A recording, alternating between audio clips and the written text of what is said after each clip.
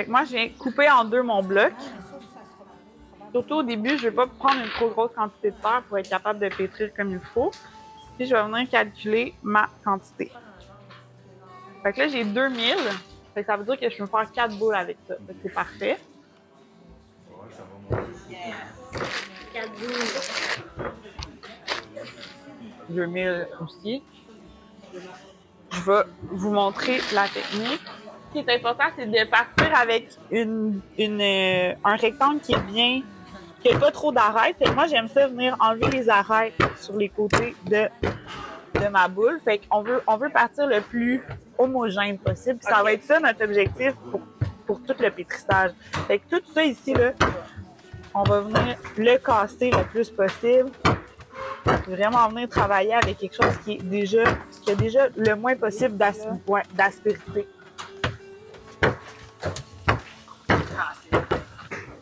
Puis une fois qu'on le fait, on va venir se mettre avec un angle comme ça. Fait qu'on va venir. Ouais, parfait. Puis on va mettre les pouces sur le dessus de l'argile. Fait qu'il y a vraiment les pouces qui sont sur le dessus, mes paumes sont sur le côté de l'argile. Puis le mouvement est vraiment simple. On va avoir un pied en avant, un pied en arrière. On va venir vraiment travailler avec tout le corps. Puis on va venir simplement descendre l'argile. Dès que les petits doigts touchent la table, on va remonter. On replace les paumes sur les côtés, les pouces sont sur le dessus, puis on descend. Le mouvement, c'est pas un long mouvement, c'est vraiment un mouvement petit. Fait que dès que les petits doigts touchent la table, on remonte.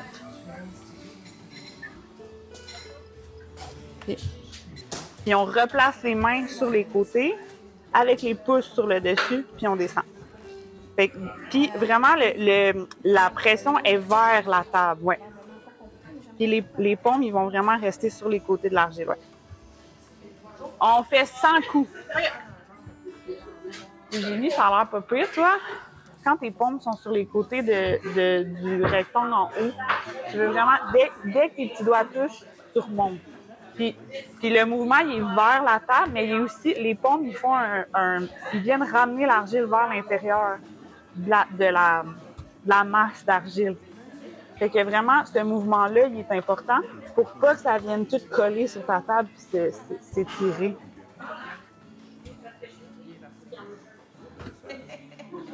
Tu veux vraiment que ça reste bien compressé.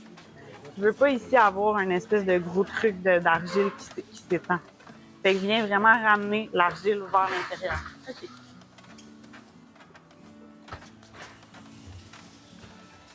Super.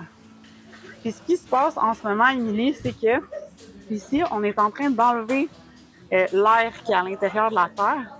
On est en train d'homogénéiser toute notre quantité de terre pour faciliter, en fait, notre centrage. Parce que s'il y a des bulles d'air dans notre argile, ça peut faire en sorte que quand on va centrer, ça va toujours se redécentrer. Fait que c'est super important de venir pétrir pour homogénéiser notre quantité de terre.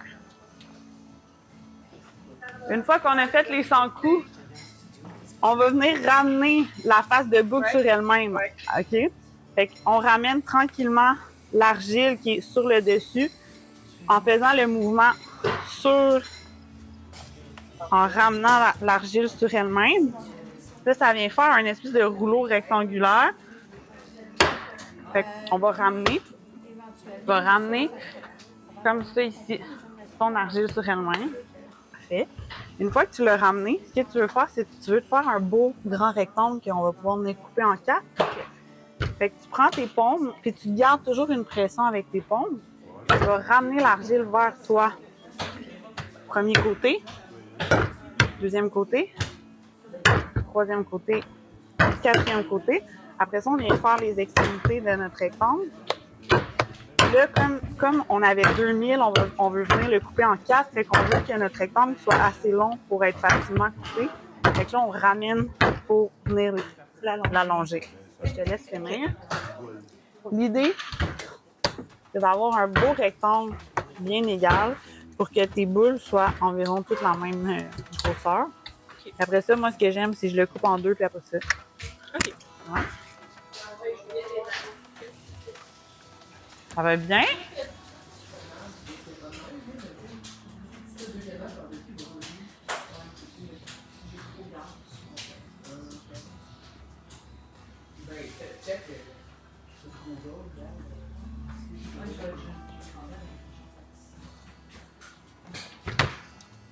Donc, une fois qu'on a fait ça, on a nos 4 morceaux, on va venir travailler avec la paume pour venir se faire des petites boules.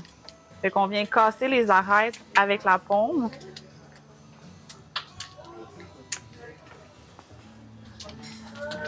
Puis, on essaye le plus possible de travailler toujours avec les paumes quand on fait du pétrissage et le moins possible avec les doigts. On veut pas de traces de doigts.